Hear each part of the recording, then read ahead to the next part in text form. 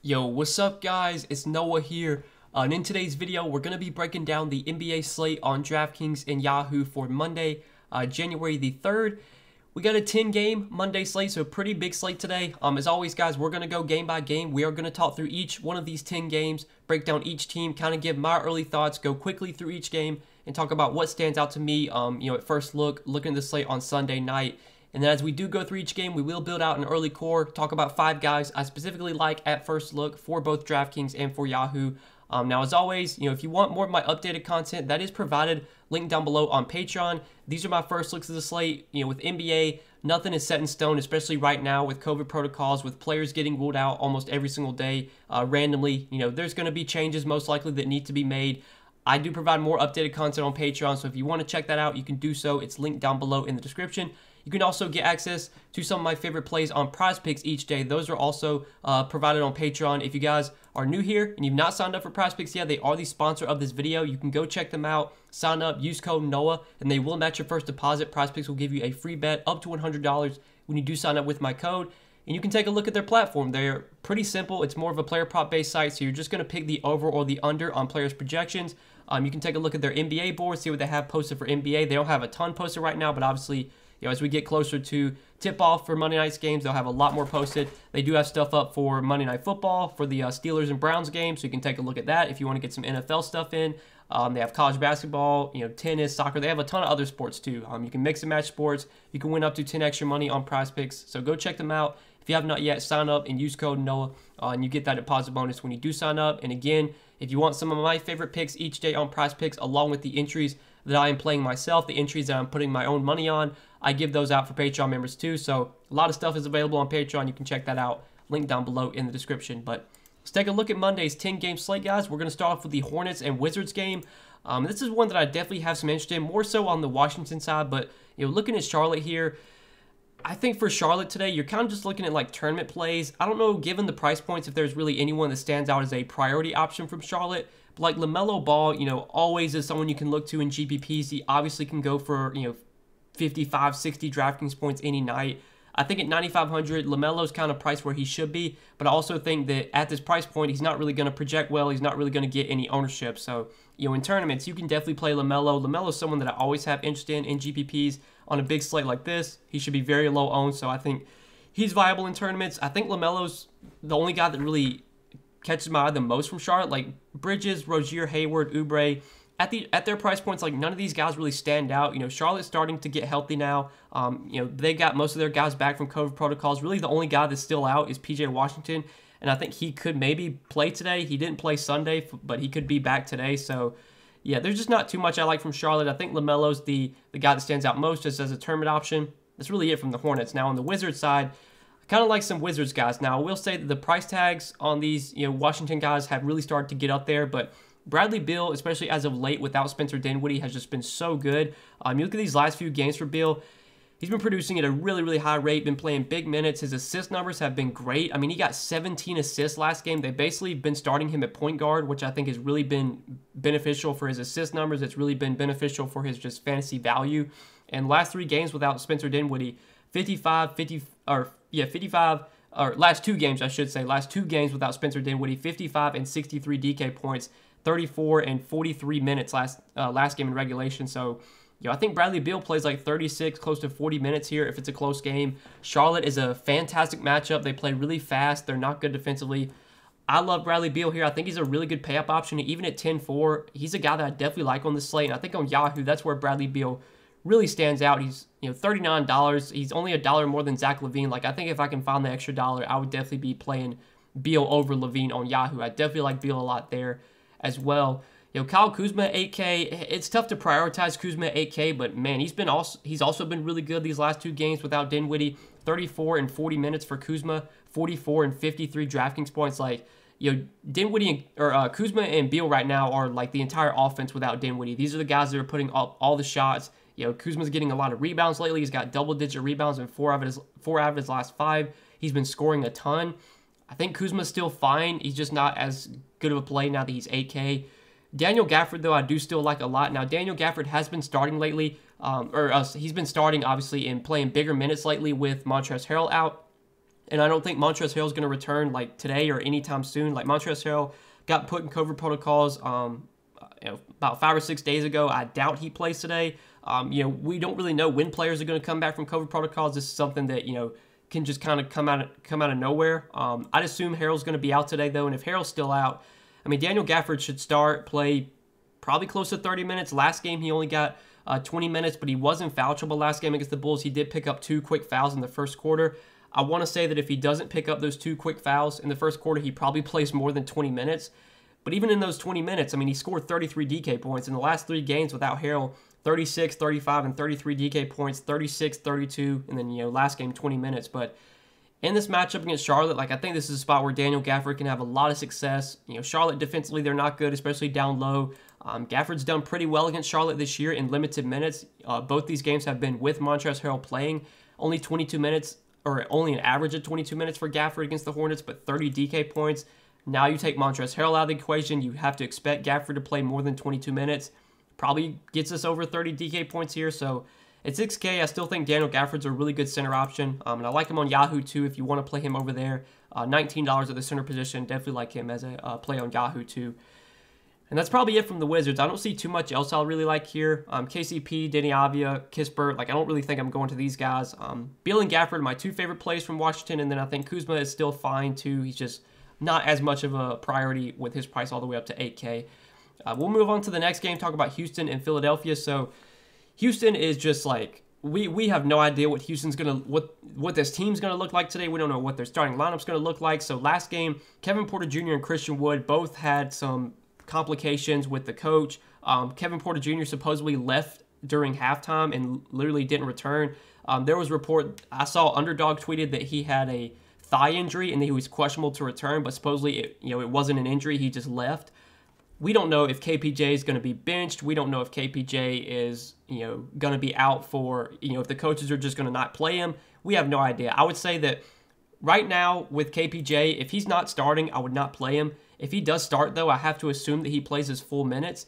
Now, obviously, with in the spot on the road against Philly, there's not a guaranteed KPJ plays his full minutes because this game could be a blowout.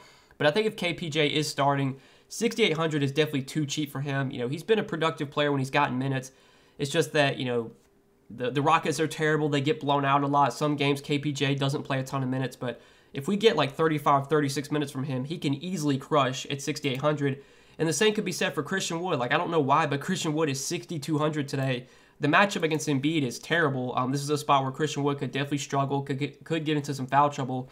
But like Christian Wood, I mean, this guy was being priced in the 8K, 9K range basically all season. He gets benched. He has one bad game, and now he's 6,200. Like, I think Christian Wood, if he starts, is a great play today, even in a tough matchup against Embiid. Like, there's no reason for him to be 6,200. The only issue is that, we have no idea what Christian Wood's, if he's going to play, if he's going to start, if he's, he's going to get a DMP. Like, we just have no idea. So when it comes to Wood and KPJ, if they are both starting, I think they're both really good plays. I think they're both too cheap. If they're not starting, I would not play them, just because you have no idea if they're going to play at all or if they're just going to get, like, bench run. I will say that if Christian Wood does not start and they go with Daniel Tice again, then Daniel Tice at 3,500, power forward and center eligible, he would be a pretty good value play. He got up to 27 minutes last game with Christian Wood, not starting. Obviously, Tice started last game over Wood. I would have to assume that if Tice starts ahead of Wood, Tice probably plays like at least mid to high 20s minutes. And at 3,500, that's going to make him a decent value play. But Houston's like a total guessing game right now. Starting lineup's going to be really important for the Rockets. We're going to have to pay attention to if Christian Wood and Kevin Porter Jr. are, going to even play today with the complications they had last game. Do they get benched? Do they get, does the coach decide not to play him? Like, we just don't really know. So kind of a tough situation to break down. Luckily, this is the, one of the first games of the night. So we'll definitely have a Rockets starting lineup before lock. KPJ and Wood would definitely be the 2 priorities here if they are playing and if they are starting. Even like Jayshawn Tate at 5,200, I wouldn't mind if he starts. He did come off the bench last game, but I think he came off the bench against Miami, but he did start last game. He'd be viable if he starts too. But yeah, we can move on to the Philly side. So with the Sixers here, it's a really good matchup against Houston. Houston plays really fast. Joel Embiid though is 11-4, which that's kind of a tough price tag to pay on this slate. Like, you have Jokic on this slate, you have Giannis on this slate, you got Bradley Beal in a great spot for $1,000 cheaper. I think Embiid's a good tournament option. I don't think he really gets a ton of ownership at this price point. I think against this Houston team, like Embiid can definitely crush. If this game stays close, I think a lot of these Sixers could do well. But their price tags, don't really make them priority options for me. Embiid's my favorite play from Philly. Outside of Embiid, I'm not really in love with anyone else on the Sixers. I think you're just kind of looking at like low on dart throws with like Seth Curry, Tyrese Maxey. Even in tournaments, I still don't feel great about those guys. I think Embiid's the guy that stands out most from Philly in this good matchup. The rest of these guys are just kind of contrarian options. Next game, though, we'll talk about Memphis and Brooklyn. So looking at Memphis today, Ja Morant, 9,800. I mean, I like quite a bit. I mean, Ja Morant, really since he's come back from his injury and since he started to get his full minutes again, he's been really good. Last few games, 34, 36, 32 minutes for Ja, 48, 66, 51 DraftKings points. He's been scoring a ton. He's been getting rebounds, getting assists. Ja is a really productive player when he does get minutes. He's a high-usage player. He's a guy that's going to take a lot of shots. Against Brooklyn, I think this is a pretty decent matchup for Ja. I think at 9,800, I wouldn't say that he's like a priority play today, but definitely someone I will have on my radar and will have in tournament consideration. If I'm only playing one lineup today, do I play Ja in my one lineup? I don't know. Can't really say yet, but I would say more of a tournament option than like a core play or a cash play. But I definitely have interest in Ja. I think he's for sure my favorite play from Memphis. Desmond Bane, probably more of a tournament option at 6,900. He's just, priced where he should be, if not a little bit overpriced. Same could be said for Triple J. Steven Adams, I really don't play that often. I think, Steven Adams, fine. He's probably going to play like 25, 26 minutes. He'll probably give you like 25, 30 DK points and be okay at his price point. But don't have a ton of interest in Steven Adams in general. And that's really it for Memphis. I think, Ja's probably the guy that I like the most here. He's the guy that stands out the most from this Memphis team. Triple J, Bane, Steven Adams, all playable, but none are like priority options for me from the Grizzlies. We can move on to the Brooklyn side, though, talk about the Nets. So with Harden and KD, you guys kind of know the story. I mean, these are going to be the two guys that dominate the usage, that take all the shots, that play all the minutes. I will say that as of late, Harden has been like way better than KD. Harden has been great as of late. Even since KD's return, Harden's still been putting up massive games. He's got a triple-double in back-to-back games. He's got at least 70 DraftKings points in 4 straight games. He's played 40 minutes in 3 straight games. Harden's just doing it all right now. He's playing a ton of minutes. He's stuffing the stat sheet. I think at 11-3, like Harden's a pretty good pay-up option, especially if we expect him to continue to play this well. Now, I do think, with KD now playing and back from protocols and stuff, obviously KD's going to take usage away from Harden. I don't know if we can expect Harden to put up 70 fantasy points every single night, but if they're going to keep playing Harden 40 minutes a night, I mean, it's pretty likely he's going to do enough to at least be solid at his price tag. And obviously Harden does have a big ceiling. He has triple-double upside. I think I prefer Harden over KD. I think KD will be a lot lower owned. If you want to play KD as a low-owned tournament play, I think it's fine. But Harden at 11-3, especially with how well he's been playing, with how many minutes he's been getting, just with how he can stuff the stat sheet, I think at 11-3, he's a pretty solid pay-up option on this slate. Definitely up there with guys like Jokic, Bradley Beal, Giannis, who we'll talk about. Some of my favorite pay-up options just kind of at first look. Patty Mills, I have no interest in with KD and Harden back. He's definitely overpriced right now. LaMarcus Aldridge is questionable, so if he gets ruled out, that would be a bump for Nicholas Claxton. But I think at 5K, Nicholas Claxton's probably priced where he should be. I don't think he'd be like this glaring value if Aldridge is out. But if Aldridge does get ruled out, I would expect Claxton to start. I'd expect Claxton to play around 30 minutes, which would definitely make him playable at 5K. But it's not like he's like, 3,900 or anything. It's not like we're getting this massive discount on him. But if Aldridge does wind up sitting, I think that will make Claxton a playable option. And that's probably it from Brooklyn. I know Bruce Brown started recently, but I don't think he really did much. Yeah, he played 22 minutes, had 13 DK points. Even if Bruce Brown starts again, I don't see too much interest in going to him. So we can move on to the next game, talk about Orlando and Chicago.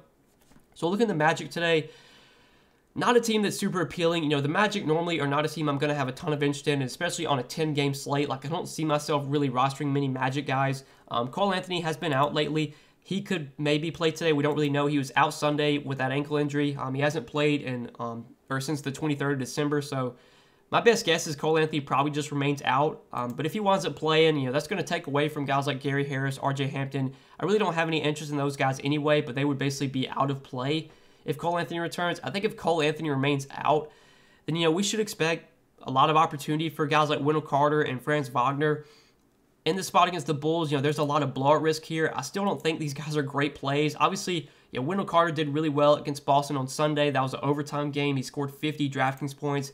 Franz Wagner played a ton of minutes too, 34 minutes. He wasn't nearly as good as Wendell Carter, but I think we can expect big minutes for Carter and Wagner if this game stays close, which is kind of a big if. I mean, I guess some of these Orlando guys are playable, but on this slate specifically, 10 games, a lot of other teams are shorthanded. There's so many other options. I just don't think I'm going to be loading up on Magic today, at least not as of now. Obviously, if players start getting ruled out, that could change things, but for now, I don't see a ton I like from Orlando. Now, on the Chicago side, really not much to like here. Lonzo Ball has cleared protocol, so he'll be back for Chicago. So now that Lonzo's back, that's going to take away a little bit from LaVine, DeRozan, Vooch. It's going to take away from Kobe White. I mean, I don't see too much I really like on the Bulls today with Lonzo back.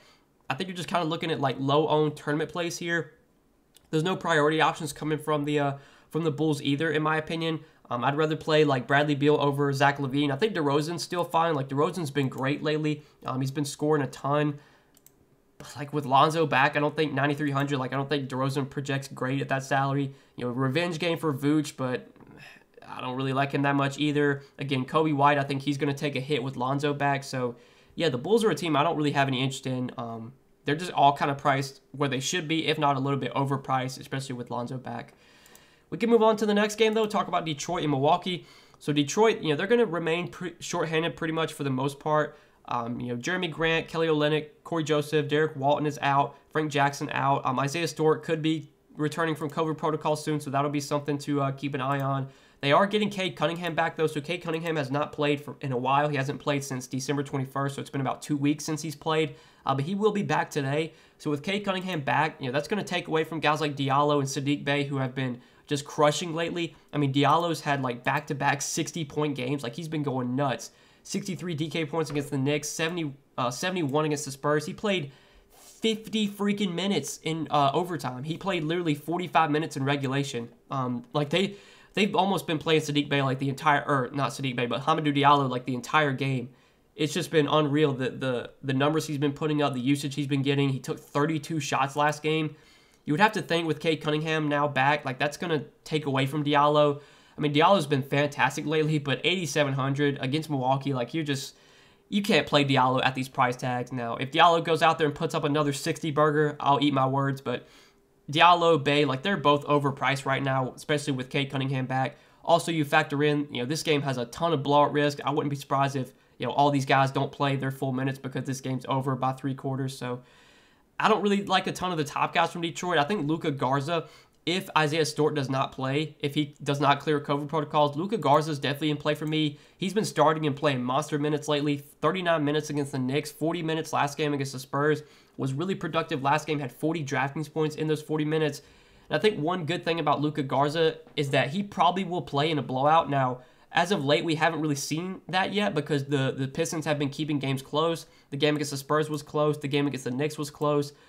Luka Garza fouled out in that other game against San Antonio, but I would think that in blowouts, they probably still play Luka Garza. He's one of their young rookies. I think he's been kind of a guy that has played in blowouts this year. Do they play him in a blowout now that they're so shorthanded? I don't really know. But I think Luka Garza at 5,200 is definitely in play today if Isaiah Stewart remains out. Now, if Isaiah Stewart plays, I have no interest in Luka Garza. And then Derek Walton's out, so we'll have to wait and see what they do with the starting lineup. I would think that Saben Lee probably starts at point guard. He's not on the injured report anymore. He cleared COVID protocol, so if Saben Lee starts at point guard, I think at 4,200, he is definitely worth consideration for value, especially with how shorthanded they are. Now, could they start Cade at point guard? That could be what they do.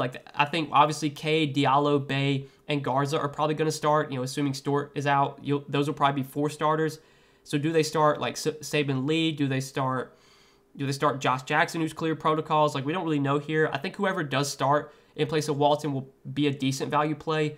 We'll have to wait and see what that starting lineup is for Detroit. The top guys, though, with where they're priced at, I don't think any of them are priority plays for me. We can go on and move on to the Milwaukee side, though, talk about the Bucks here. So Chris Middleton is currently questionable for the Bucks. That'll be something important to keep an eye on. Obviously, if Middleton is out, that's a boost for Giannis, a boost for Drew Holiday, small boost for Bobby Portis as well. I think Giannis and Drew, if Middleton's out, are both pretty solid plays here, especially Giannis. I think Giannis, basically any slate he's on is going to be a really good pay-up option. The only issue I have with Giannis today, or the only worry, I guess, is that they're playing the Pistons, and this game could be over by 3/4. Giannis could only play like 25 minutes today. But the Pistons are just so bad. They don't really have anyone they can put on Giannis to slow him down. We could still see Giannis put up 65 DraftKings points in 3/4 just because of how bad this Detroit team is. So far this year when they've played Detroit, they played 2 games. Giannis has averaged 28 minutes per game through those 2, so obviously he hasn't really played his full minutes. 58 DraftKings points, though, so he's been really productive even in limited minutes against Detroit. If this game stays close, I think Giannis could put up like 70 again. If this game blows out, Giannis probably is going to disappoint, but if you want to play Giannis and hope it stays close, I think at 11-8, Giannis is still a pretty solid pay-up option. Drew Holiday, at his price point, I'd only be considering if Middleton is out. If Middleton plays, I don't really have any interest in Drew at 8,500, but I think if there's no Middleton, you should see more opportunity for Drew, more shot attempts, just more usage in general, and he would be viable. And then one guy I do want to mention is Grayson Allen. So Grayson Allen, as of late, has not been good at all, but last game without Middleton, Grayson Allen actually did play pretty well. Played 31 minutes, had 28 DK points, took 14 shots, took 12 threes. He shot the ball a good amount last game, and I think if Middleton does remain out, that's a pretty big boost for Grayson Allen. I think they just, they can use him more offensively. They just need his scoring more. Obviously, Middleton is a guy that takes shots. He's, pretty high usage player. When he's on the court, he's going to shoot the ball. So getting Middleton off the floor is going to allow for more shot attempts for guys like Grayson Allen, and we saw that last game. Another bonus is that Dante DiVincenzo's out again, so that's, one less guy they have that can take away minutes from Grayson Allen. At 4,300, he's probably more of like a low-owned dart throw, but I would definitely have some interest in Grayson Allen as a value play if Chris Middleton is out again. Now, if Chris Middleton plays, I probably would not go to Grayson Allen. But that's it for Milwaukee. We can move on to the next game, talk about Utah and New Orleans. So Utah, they've kind of been depleted as of late. They didn't have Mike Conley the other day. Donovan Mitchell was out for a few games, but now they're pretty much back to full strength. They have Conley, they have Mitchell, both healthy. When Utah's fully healthy, it's really tough to prioritize any of these Jazz guys where they're priced at. I think on this slate specifically, there's no priorities coming from Utah. I think in tournaments, like Rudy Gobert, 8,700 is a fine tournament option. Most nights Gobert is going to put up like 45, 50 DK points and be solid. Gobert is one of those guys that's like really unlikely to go out there and just win you the slate and put up a score that like you have to have. Gobert is really unlikely to go out there and put up like 65, 70, but at 8,700, he would probably be my favorite play from this Utah team. I don't really like Mitchell at his price point. Conley and Clarkson, I'm not that interested in. Same with, Bogdanovich and Joe Ingles. So for me, it's probably just Gobert, and I think that's it from Utah. And then on the New Orleans side, looking at the Pelicans here, this is a team we're going to have to watch with injury news. J-Val and Brandon Ingram are both questionable right now. If they both play, there really isn't much I like from the Pelicans just because in this matchup against Utah, obviously it's not a great spot. This is definitely a game that has some blowout risk. Obviously Utah is just a way better team. They could definitely blow out the Pelicans. J-Val and Ingram are both over 9K, so they're not really great plays at their price points. But if they do get ruled out, like if neither one of J-Val or Ingram play, then Willy Hernangomez, I would assume, would start again for J-Val. Now, last game Willy Hernangomez started, he only played 20 minutes, which is really weird. I would think most nights Hernangomez is going to be the guy that gets most of the center minutes. They did play Jackson Hayes a good amount last game. I don't know if Jackson Hayes plays, the 28 minutes that he did last game in this matchup against Rudy Gobert. I would think they would probably want Hernangomez out there and not Jackson Hayes. So I don't think they really want either one of those guys out there. But, Hernangomez is probably their best shot against Gobert. At 5,100, I would like Hernangomez a decent amount if J-Val's out. And then Brandon Ingram, if he gets ruled out, that would be more usage for guys like Josh Hart, Devontae Graham. Herbert Jones had a great game last game, went for 37 DK points. These guys are fine options, but at their price points, I don't think any of them would be priority plays in a pretty tough matchup against Utah. So not a ton that I love is coming from the Pelicans. I think kind of just wait on J-Val news. If J-Val gets ruled out, that's going to make Willy Hernangomez viable. That's really it, though, from the Pelicans. So next game, we'll talk about Denver and Dallas. So looking at Denver here, Nikola Jokic at the top for 12-4. Basically any slate Jokic is on, he is going to be a really good pay-up option. I think that's, once again the case here. Obviously, Jokic really disappointed last game against Houston, 44 DK points in 25 minutes. I'll just throw that game out the window. We've seen what Jokic has been able to do this year. We've seen how good he's been when he's been on the court. We know how much upside he has. Dallas, I don't think, has anyone they can use to slow down Jokic here, especially if we do get a lot of value open up as the day goes on. I think Jokic is one of the best pay-up options for sure. Monte Morris is out again, so that does benefit Campazzo, but man, Campazzo's up to 6K now, so It's really tough to prioritize Campazzo at 6K. He obviously went nuts last game, had freaking 60 DraftKings points in 34 minutes, had 22 points, 12 assists, 4 rebounds, 2 blocks, and 5 steals. Just an insane game from Campazzo. I mean, he's 6K now. It's going to be tough to say Campazzo's a great play at this price point. I still think he's viable just because he will play 33, 34 minutes and should average close to a fantasy point per minute. But you're not really getting much of a discount on him anymore. I think Will Barton's just the better play in general. If I had to play one of Campazzo or Barton, given they're at similar price points, I would much rather play Will Barton over Campazzo. And then, Aaron Gordon, I'm not that interested in. The rest of the Nuggets, I'm not that interested in. So we can move on to the other side, talk about Dallas. So with Dallas here, we'll have to keep an eye on the injury report. So Luka Doncic did return from COVID protocols on Sunday. He only played 31 minutes. He played limited minutes against OKC. I'd assume Luka plays today, but given it's a back-to-back, I guess they could maybe rest him here. Porzingis did rest on Sunday, so he should be good to go for this game. If everyone is in for Dallas, I don't think there's a ton that stands out from this Mavs team. With Luka and Porzingis healthy now, that's obviously going to make, Jalen Brunson, THJ, DFS, none of those guys look appealing at all. I would think, Luka's probably the only guy to be going to from Dallas if he plays today, if he's good to go, but keep an eye on his status. As of now, I think Luka's a fine pay-up option, but I probably would rather play Jokic, Harden, Giannis, Bradley Beal even. I think that'd be close between Beal and Luka. Luka's in play for me, just not a priority spend up. But on this Dallas team as a whole, he's really the only guy that stands out, I think, at their given price points. But we can move on to the next game, talk about Miami and Golden State. So looking at the Heat today, Jimmy Butler at 10K as a pay-up option. I'm not too interested in Jimmy Butler here. Obviously, Bam Adebayo is still out, but they have Kyle Lowry back, and I think Kyle Lowry coming back does take away enough usage from Jimmy Butler to where he's not really a priority spend-up option at 10K. That doesn't say that Jimmy Butler can't go out there tonight and put up 50, 55 DK points and be good at his price tag. Just at 10K, he's not a priority option. Lowry at 8,200, I'm not that interested in. Tyler Hero, at 7,200, I think is a fine option. All these guys should play a lot of minutes because Miami is pretty short-handed right now. They are still missing a lot of bodies. So we should get massive minutes for Jimmy Butler, Kyle Lowry, Tyler Hero. I don't think any of them stand out at their price points, though. Yurt 7 has been dominating as of late. He's been playing a ton of minutes, been really productive. It's a really tough matchup against Golden State. Golden State's one of the better defensive teams. They've been one of the best teams this year at limiting fantasy points to opposing centers. But I think Yurt 7, if he plays 35 minutes, he's pretty likely to score around a fantasy point per minute, if not better than a fantasy point per minute. He's been scoring and rebounding a ton when he's been on the court. He's been getting defensive stats too. I think Yurt 7 at 6,500 is still a pretty decent play, even in a tough matchup here. And I think he might be my favorite play from the Heat in general. Obviously, this is assuming that Dedmon's still out. Assuming that I would prefer PJ Tucker to be out as well. But yeah, I think Yurt 7 at 6,500. If he's starting again, I think he's a pretty decent play. And that's probably it from Miami. I think, Yurt 7's the guy I like most from this Heat team. Now, in Golden State, there's really nothing that stands out from Golden State today. It's a tough matchup against Miami. Steph at 11.5 is just kind of a contrarian, low-owned dart throw. He doesn't really project well at his salary. Basically, we say this every slate. Steph can go out there and put up 60, 70 any night, but he's really unlikely to, or he's very likely to put up a score that kind of hurts you. Jokic, a bad game from Jokic is 50. A bad game from Giannis is 45, 50.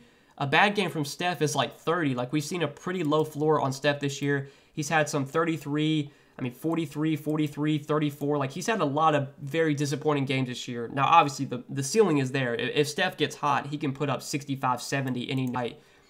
But that low floor makes Steph more of a contrarian option, especially when he's 11,500. I don't think Draymond is that appealing of an option. 7,500. We know Draymond has triple-double upside and can put up a big game any night, but on this slate specifically, I don't really like Draymond that much. Same could be said for Wiggins. Just not a ton stands out from Golden State today. This is not a team I really have much interest in. So we can move on to the last two games of the night. Atlanta and Portland, but this is a game I definitely like, specifically on the Portland side, because Portland's pretty short-handed today. On Atlanta, though, you got Trae Young coming in at 11,100. Trae Young is really expensive, obviously without, John Collins and some of these other guys out for Atlanta right now. Bogdan's still out. They could maybe be getting back DeLon Wright and Kevin Huerter, though. I don't think Trae's a priority spend up. It's a good matchup against Portland, but I would rather play Giannis. I would rather play Jokic. I would rather play probably Bradley Beal Just don't think Trey's a standout option at his price point. Same could be said for Clint Capella. I will say, I think this matchup against a most likely Yusuf Nurkic list Blazers team, I think this is a pretty good matchup for Capella because it's going to be like Larry Nance out there guarding him. And I don't think Larry Nance is someone that can really stop Capella on the glass. We've seen Capella can go out there and put up like 20 and 20 every night. He had freaking 61 DraftKings points, 40 minutes against Cleveland the other day. Like, I think Capella 8,500 is a decent tournament play. I don't think he gets any ownership.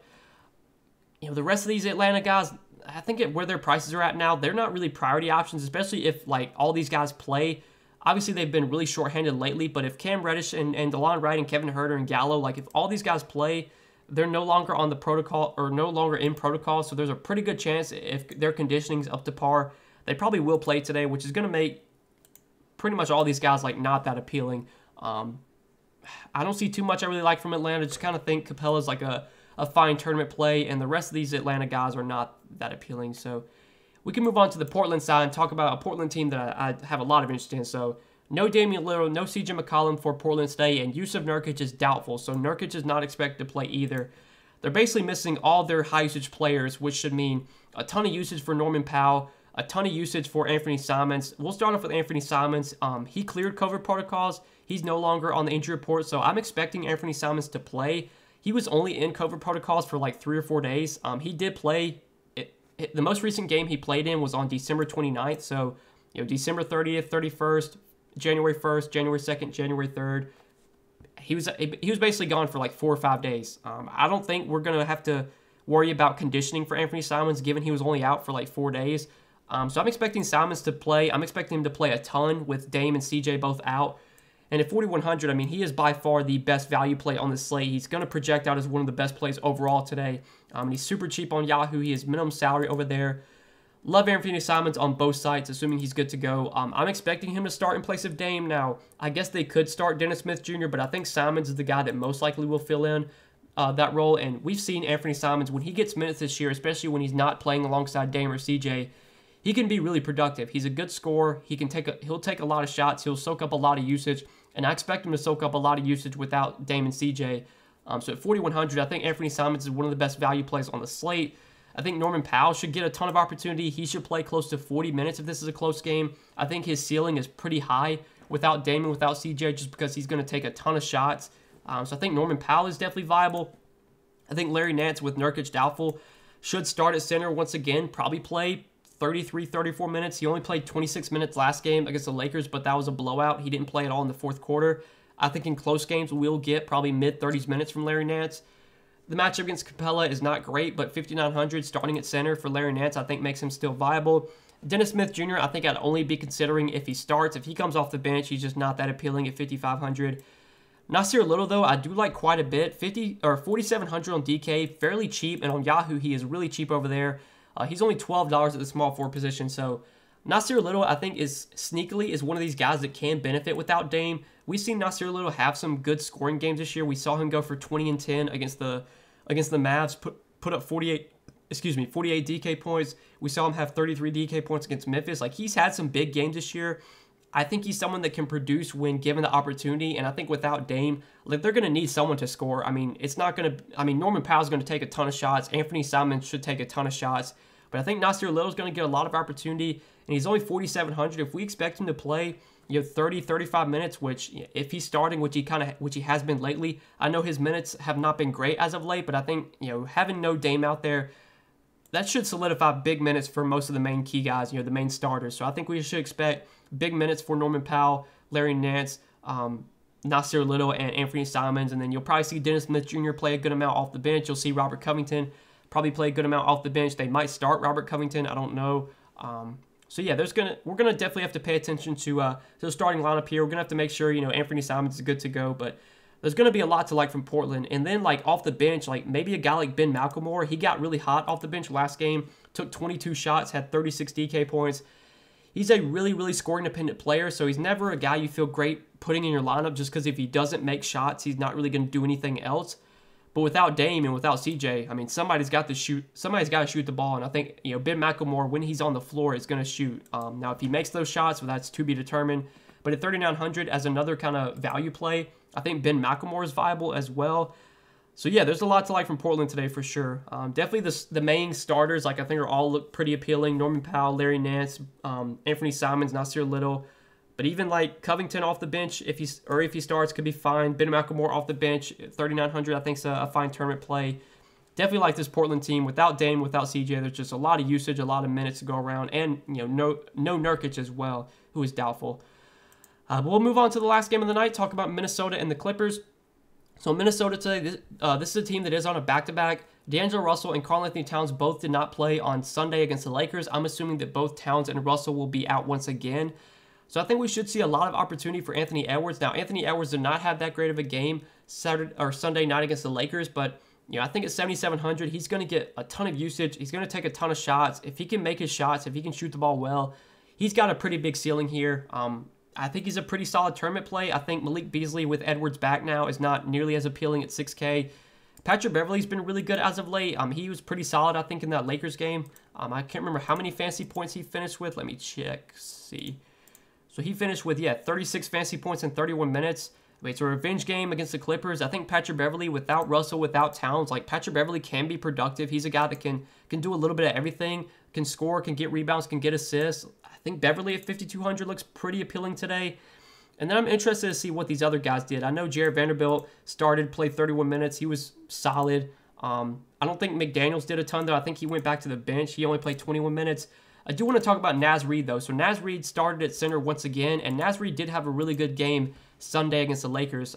He did play a good amount of minutes, I do believe, as well. Played 30 minutes, had 36 fantasy points.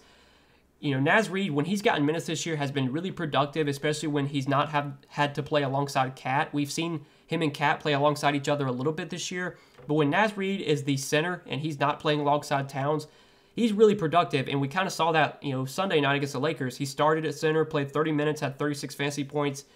If Naz Reid starts at center again, $11 on Yahoo, really cheap, 4,800 on Draftkings, power forward and center eligible.